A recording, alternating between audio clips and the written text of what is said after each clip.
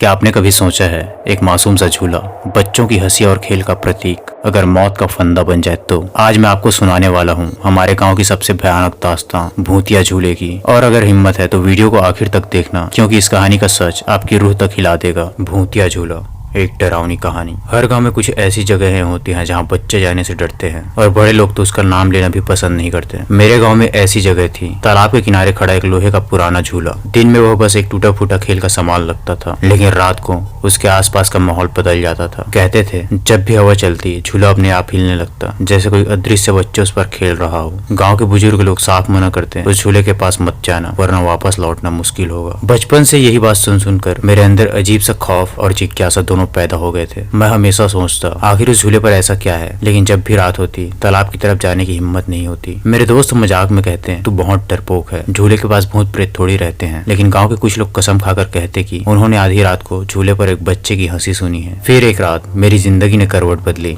गाँव में मेले का आयोजन हुआ और रात को लौटते वक्त मेरा रास्ता उसी तालाब से होकर निकला। चांदनी का हल्का उजाला फैला हुआ था और हवा इतनी ठंडी थी कि बदन कांप उठा। जब मेरी नजर उस झूले पर पड़ी तो मैं दंग रह गया। वह हिल रहा था, लेकिन हवा बिल्कुल भी नहीं चल रही थी। मेरी धड़कनें तेज हो गई। मैंने खुद को समझाया शायद आंखों का धोखा है, लेकिन तभी अचानक झूले से बच्चों की किलकाहट सुनाई दी। मेरी रीढ़ की हड्डी में ठंडक दौड़ गई। आसपास कोई इंसान नहीं था, पूरा इलाका सुनसान पड़ा था। आवाज साफ झूले से ही आ रही थी। मैंने कदम पीछे खींचने चाहे, लेकिन तभी झूला रुक गया, जैसे उस पर बैठा बच्चा अचानक उतर गया हो। और अगले ही पल तालाब के पानी से किसी के डूबने की छपाक की आवाज आई। मैंने कांपती नजरों से तालाब की तरफ देखा। पानी शांत था, लेकिन उसकी सतह पर गोल गोल लहरें उठ रही थी, जैसे किसी ने अभी अभी छलांग लगाई हो। तभी पानी से एक छोटे बच्चे की हथेली बाहर निकली, खून से लथपथ। मेरा दिल थम गया। मैं भागने ही वाला था कि झूले पर फिर से हरकत हुई। इस बार एक काली परछाई बैठी थी। उस परछाई का चेहरा साफ नहीं दिख रहा था, लेकिन उसकी आंखें जल रही थी लाल खून की तरह। झूला अपने आप ऊपर नीचे हिल रहा था, जैसे कोई जोर जोर से खेल रहा हो। मैंने कभी इतना डर महसूस नहीं किया था। अचानक उस परछाई ने मेरी तरफ देखा और हंसना शुरू किया। हंसी ऐसी थी जैसे कई सारे बच्चे एक साथ हंस रहे हो। मैं पीछे मुड़ा और भागने लगा, लेकिन जैसे ही मैंने कदम आगे बढ़ाया जमीन से एक आवाज आई, रुक जा। मैं ठिठक कर वहीं जम गया। आवाज किसी बच्चे की थी। धीरे धीरे मैंने पलट कर देखा। झूले पर अब कोई नहीं था, लेकिन उसकी जंजीरें अभी भी हिल रही थी। और फिर तालाब के पानी से धीरे धीरे एक बच्चा बाहर आने लगा। उस बच्चे के कपड़े भीगे हुए थे, लेकिन शरीर पर खून के धब्बे थे। उसकी आंखें खाली थी, जैसे वो इंसान न होकर बस एक खोल हो। उसने मेरी तरफ हाथ बढ़ाया और बोला, भाई मुझे झूले पर बिठा दो। उसकी आवाज मासूम थी, लेकिन उसकी आवाज में एक गहराई थी जो हड्डियों तक कंपकपी पहुंचा दे। मैंने डर के मारे पीछे कदम बढ़ाया। तभी अचानक हवा का तेज झोंका आया और पूरा झूला जोर जोर से हिलने लगा। बच्चे ने फिर कहा, मुझे झूले पर बिठा दो, वरना तुम मेरी जगह आ जाओगे। उसके शब्द सुनकर मेरी रगों का खून जम गया। मैं जितना तेज दौड़ सकता था दौड़ा, लेकिन मुझे महसूस हुआ कि वो बच्चा मेरे पीछे पीछे आ रहा है। उसके कदमों की आवाज सुनाई नहीं दे रही थी, लेकिन उसकी सांसों की ठंडी सरसराहट मेरे कानों में गूंज रही थी। मैं घर पहुंचा, दरवाजा बंद किया और सीधे कमरे में जाकर गिर पड़ा। लेकिन मेरी नींद कहाँ से आती, मेरे कानों में उसकी आवाज गूंज रही थी, भाई झूला झूला। अगले दिन मैं गाँव के बुजुर्गों के पास गया और सब कुछ बता दिया। एक बूढ़ी औरत ने मेरा हाथ पकड़कर कहा, तूने उसे देख लिया है, अब बचना मुश्किल है। मैंने कांपते हुए पूछा। औरत ने धीरे से कहा, वो बच्चा नहीं था, वो उस झूले का श्राप है। उसने कहानी सुनाई। कई साल पहले गांव के कुछ बच्चे मिलकर तालाब के किनारे खेल रहे थे। उसमें से एक बच्चा झूले पर चढ़ गया, लेकिन झूला टूट गया और वह सीधा तालाब में गिर गया। किसी ने उसे बचाया नहीं। उसके माता पिता ने रोते अश्कों के साथ श्राप दिया, जिसने भी इस झूले को छुआ उसकी आत्मा वहीं कैद हो जाएगी। और तब से हर कुछ सालों बाद कोई ना कोई बच्चा गायब हो जाता है। मैंने सोचा ये सब अंधविश्वास है, क्या किसी के श्राप देने से ऐसा थोड़ी होता है। लेकिन उसी रात जब मैं सो रहा था, खिड़की से वही हंसी फिर सुनाई दी। धीरे धीरे खिड़की खुल गई और ठंडी हवा के साथ एक परछाई कमरे में घुस आई। वो बच्चा था। उसने फिर वही कहा, भाई मुझे झूले पर बिठा दो। मैंने डर के मारे आंखें बंद कर ली,